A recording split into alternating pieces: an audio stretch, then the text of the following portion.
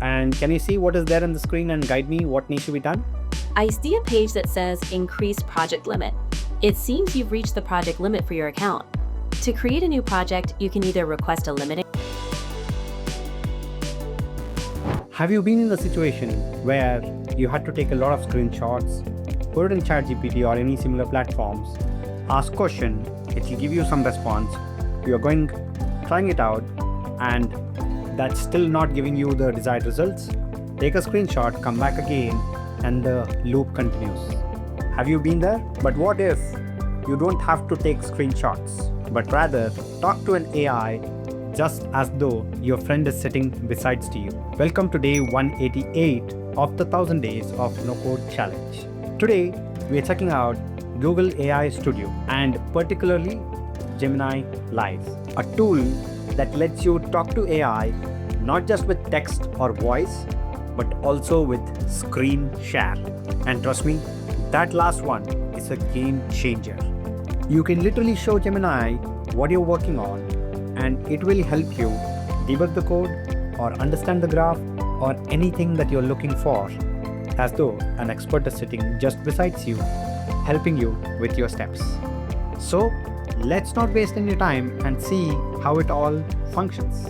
So to begin, search for Google AI Studio and open that platform. And as we can see on the screen, we have use Google AI Studio or build with the Gemini API. So let's go with try Gemini. Okay, and we have to give consent. I accept. Okay, so you have chat option just like we have in ChatGPT. We have streaming option, which is what we were talking about. Okay, so you can talk with it. You can use webcam to describe something. What is interesting is the screen share feature. So let's say I am on Google Cloud Console now. So I'll go with screen share, Chrome tab, or maybe entire screen. Let's see what happens. I'll select the entire screen over here, click on share. So can you see my Google Cloud screen open? Yes, I can see your Google Cloud Console. So if I want to create a new project on my Google Cloud Console, how do I do that? To create a new project, please click on the project drop-down menu at the top of the page. It currently displays vCard. Then, in the window that appears, click on the New Project button.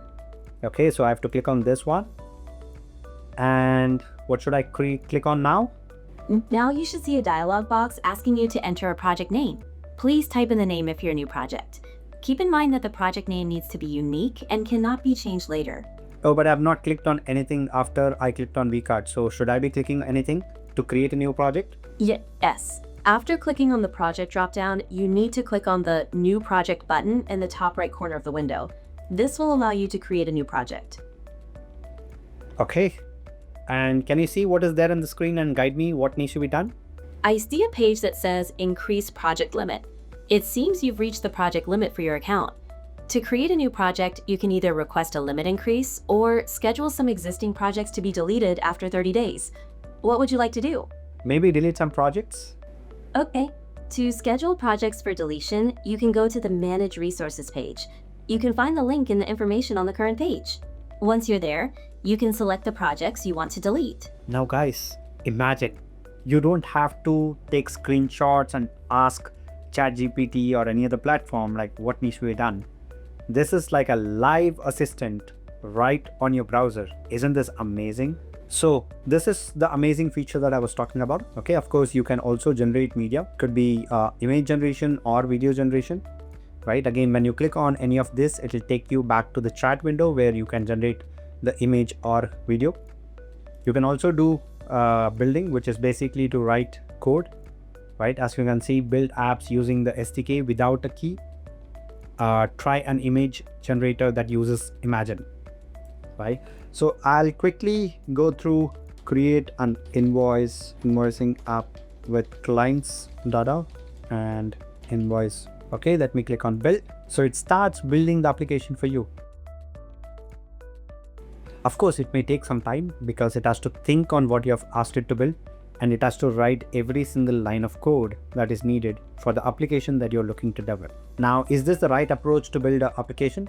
Probably not. AI is probably not yet that smart that you give just one statement and it could build the entire application for you. Okay. Now, it might still be able to do something like this, which is very common and very minimalistic.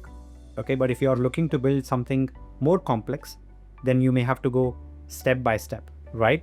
You can ask it to create a login screen and then probably create a client screen and then showcase the client screens, right? All the clients together, and then probably next step to add invoices with what all fields you are looking for and so on and so forth. Yeah, but it's not too far away where you could just ask it like what you're looking for and it will build entirely for you. So you can see that it has started building metadata, index page, then index.tsx, then types.ts, right? constants.tsx, services storage, service some ts files. Okay, I'm a no coder, so I don't understand much of what is getting built in the backend, but you can see that all the codes that is getting generated is being shown here. As we can see here, it has created dashboard page, it has created clients page, it has created invoice page, right? So we can see here pages slash. So those are the different pages that it has created for us. So this is the invoice page, this is the clients page that we have, this is the dashboard page. Wow. Not just generating code, it's also analyzing some 6 errors that it has got, right? You can see that it is thinking how to resolve those issues, and it will also tell you what are the issues that are closed and what are still pending. And you can see that it has thought for 315 seconds and it has started resolving a few of them. Let's see if it is actually able to resolve all of them. So we can see that it has done some changes in types.ts, constants.tsx, dashboard page, invoice page. It's probably rebuilding the pages because it had some issues from what it had developed before. And there you go. One error running the code, it says, but crazy. Okay, let's see this in full screen. And there you go, guys. It has created a dashboard, 0 clients, 0 invoices, paid revenue, outstanding amount, draft invoices, recent invoices, maximum 5, recent clients, maximum 5. Let's go to clients.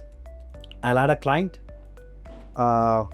Let's say client 1. Email is client1@quick7.com. Phone number, company name, being 1, address, click address, click on client, and there you go. Let me go to invoices, create invoice. I've got this client 1 here. Oh, this is not getting selected. Okay, some issue. I might have to tell it. Status also is not getting selected. Invoice date is automatically selected for today's date. Due date, it has given us like 1 month time. Let's see if I can change that. Let's say 1 week from now. That's got changed. Description and 1, let's say 1000. Add item. There you go. Second item. And let's make this as 4,200.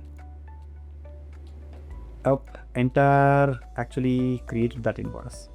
Okay, notes will go here, and total rate is 7,000, it says. Oh, tax rate, okay. Tax 18%.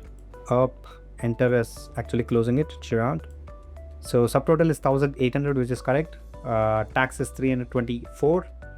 2124. Wow.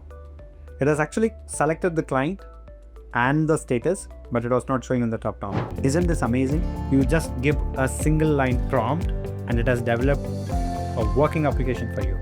Of course, you might want to make some changes, but it's a good start.